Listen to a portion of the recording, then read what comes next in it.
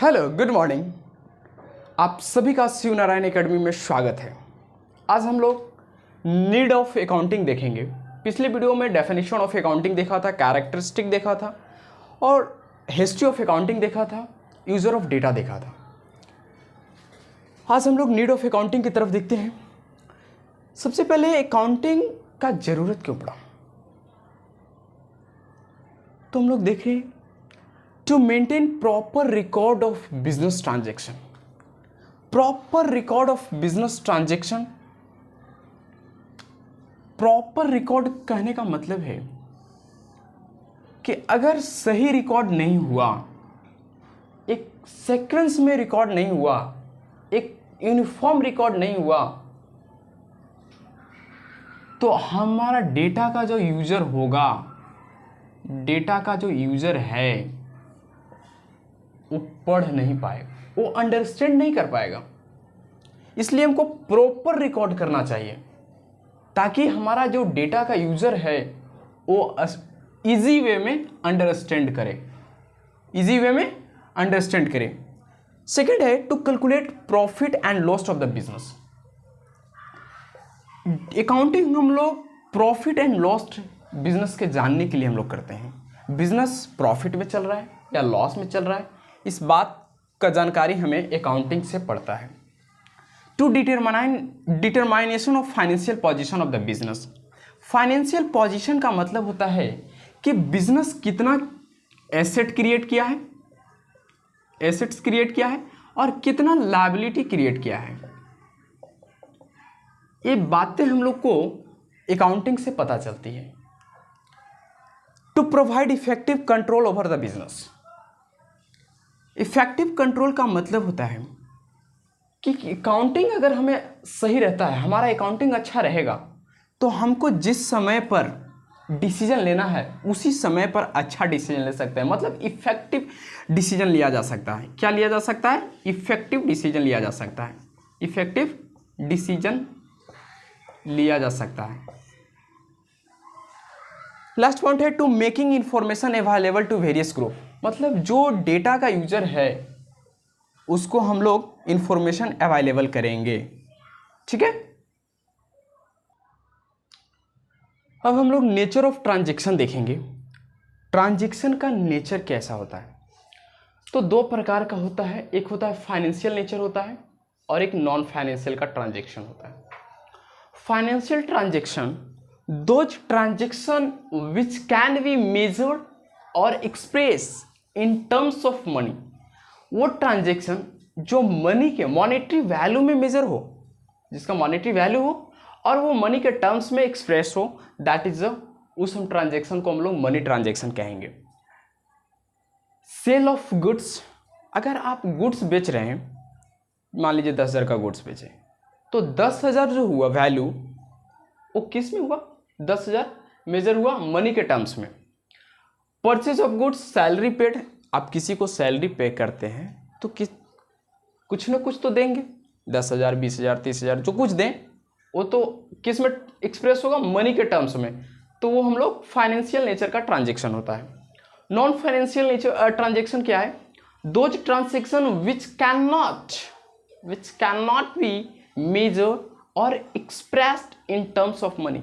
वो ट्रांजेक्शन जिसको हम मनी के टर्म्स में मेजर नहीं कर सकते हैं।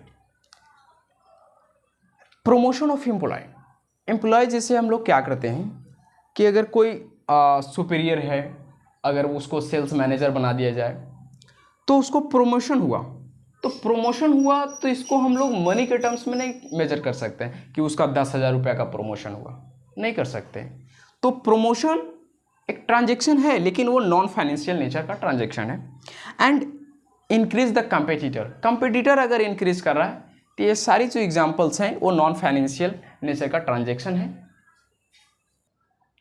चलिए अब हम लोग अकाउंटिंग का एडवांटेज क्या है वो देखते हैं।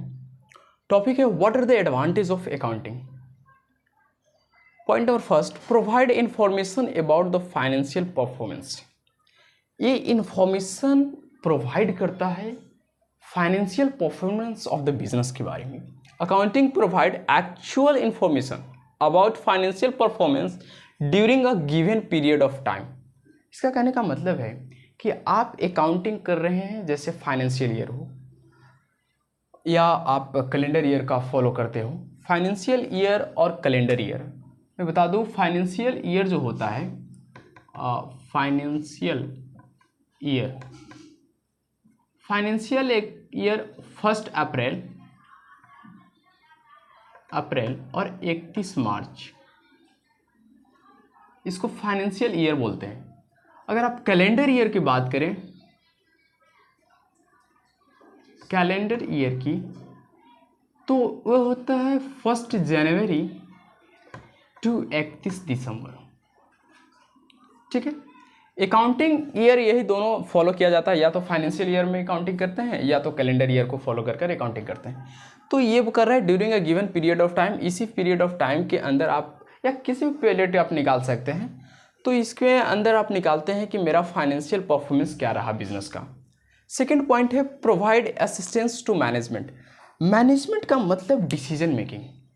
अगर अकाउंटिंग आपका सही है, प्रॉपर है, तो आप डिसीजन अच्छा लेंगे, इफेक्टिव लेंगे। जैसे accounting helps management in business planning. आप अगर फ्यूचर प्लान कर रहे हैं, क्या किसी डिसीजन लेना चाह रहे हैं, तो आप अकाउंटिंग की हेल्प से ही लेंगे decision. And in exercise control, और जो बिजनेस को कंट्रोल करेंगे वो अकाउंटिंग के आधार पर ही होगा। जैसे आपको क्यों न्यू प्लांट बैठाना है या कहीं और दूसरा जगह कोई आप बिजनेस को ग्रो कर रहे हैं, तो आप अकाउंटिंग देखेंगे कि मेरा क्या है बिजनेस का परफॉर्मेंस, उस हिसाब से प्रॉफिट चल रहा है, लॉस चल रहा है, क्या है, कितना लायबिलिटी है, कितना एसेट्स है, उस हिसाब से ही अपना डिसीजन लेंगे। तो मतलब ये हेल्प करता है मैनेजमेंट के क्षेत्र में भी। And helps in settlement of tax liability, कहता है systematic accounting record helps in settlement of various tax such as, हम इनकम टैक्स भी बोल सकते हैं, इसमें एग्जाम्पल आप ले सकते हैं, इनकम टैक्स एंड जीएसटी भी ले सकते हैं, ETC। जैसे आप अगर आपका प्रॉपर अकाउंटिंग रिकॉर्ड हुआ है, तो टैक्स जो आप गवर्नमेंट को दे रहे हैं वो सही दे पाएंगे और आसानी से टैक्स कैलकुलेट किया जा सकता है। थैंक्स। चलिए अब हम लोग बढ़ते हैं 4th पॉइंट की तरफ, हेल्पफुल इन रेजिंग लोन।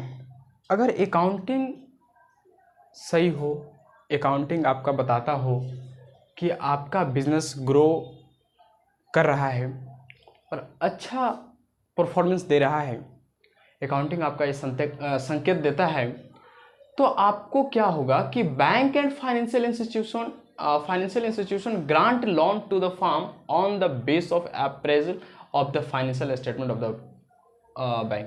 कहता है कि अगर आपका बिजनेस अच्छा तरीका से ग्रो कर रहा है, तो आपका फाइनेंशियल स्टेटमेंट देखकर, अकाउंटिंग का फाइनेंशियल स्टेटमेंट जिसको बैलेंस शीट कहते हैं, और उसके देखकर आपको बैंक या फाइनेंशियल इंस्टीट्यूशन जो है वो लोन प्रोवाइड करेगा।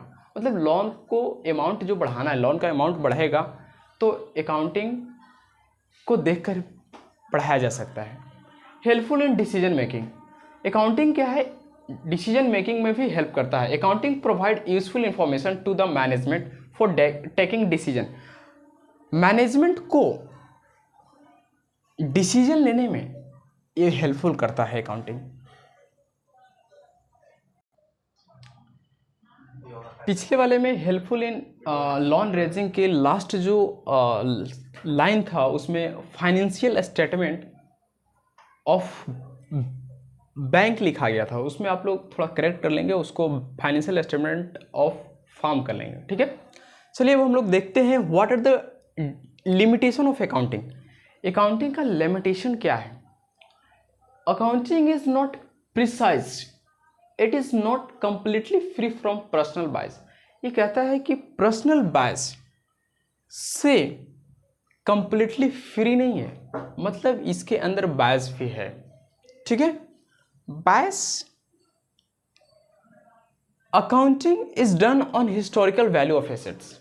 अकाउंटिंग जो होता है वो assets, historical value of assets पर होता है। Accounting records assets at their historical cost less depreciation. It does not reflect their current market value. Suppose करिए कि 2 लाख का एक कार खरीदाया आपने। 2 लाख का कार खरीदा किसी शोरूम से, और अब आपने रिकॉर्ड किया है बुक्स ऑफ अकाउंट के अंदर 2 लाख। क्या उसका वैल्यू अभी भी 2 लाख होगा? नहीं, उसका वैल्यू डिक्रीज करेगा। तो उसको हम लोग डेप्रिसिएशन निकालते हैं, उसका वैल्यू को माइनस करते हैं, तो उसका वैल्यू जो घट कर आता है वो मार्केट वैल्यू था। क्या वो आप एग्जैक्ट निकाल सकते हैं? नहीं, पॉसिबल नहीं है। एग्जैक्ट करंट मार्केट वैल्यू जो आप एग्जैक्ट नहीं कर सकते हैं, it does not reflect their current market value. Suppose करिए 2 लाख का है, आपने 10,000 रुपया निकाल दिया, डेप्रिसिएशन चार्ज 10,000 रुपया किया, आपने 1,90,000 कर लिया। हो सकता है अगला व्यक्ति हो वो भी 2 लाख का खरीदा हो, किसी ने 20,000 का डेप्रिसिएशन चार्ज कर लिया। तो जो डेप्रिसिएशन चार्ज करता है सब अलग अलग परसेंटेज पर होता है। तो देखेंगे डेप्रिसिएशन में कैसे चार्ज किया जाता है। तो एग्जैक्ट यहाँ मेरा कहने का यही मतलब था कि अकाउंटिंग जो होता है हिस्टोरिकल वैल्यू ऑफ एसेट्स पर रिकॉर्ड किया जाता है और उसका करंट मार्केट वैल्यू एग्जैक्ट पता नहीं होता है। आगे देखते हैं, ignore the effect of price level change. किस लेवल से प्राइस बढ़ रहा है, घट रहा है, इसकी जानकारी हमें अकाउंटिंग में नहीं पता चलता है। एंड है इग्नोर द क्वालिटेटिव इंफॉर्मेशन। देखिए हम लोग अकाउंटिंग जो करते हैं वो क्वांटिटेटिव इंफॉर्मेशन तो कलेक्ट कर लेते हैं, लेकिन क्वालिटेटिव इंफॉर्मेशन हम लोग को प्राप्त नहीं होता है। ये कारण से लिमिटेशन हम लोग को accounting. Affect by window dressing, ये बहुत अच्छा टॉपिक पॉइंट है कि अफेक्ट बाय विंडो ड्रेसिंग। आप अक्सर सुनते होंगे कि ये चार्टर्ड अकाउंटेंट पकड़ा है या ये IRS पकड़ाया, ये सारी अकाउंटिंग में लोग पकड़ाते हैं। तो विंडो ड्रेसिंग कहता है कि window dressing means the manipulation in accounting. यही जो वर्ड है ना, manipulation in accounting to present a more favourable position of the business than actual position. Actual position हम लोग को पता नहीं चल पाता है क्योंकि इसके अंदर मैनिपुलेशन होता है। तो थैंक्स, आप इस चैनल को सब्सक्राइब कर लें। आपको अकाउंट्स BST इस चैनल पर रेगुलर वीडियो जाते रहेगा। और बहुत बहुत थैंक्स।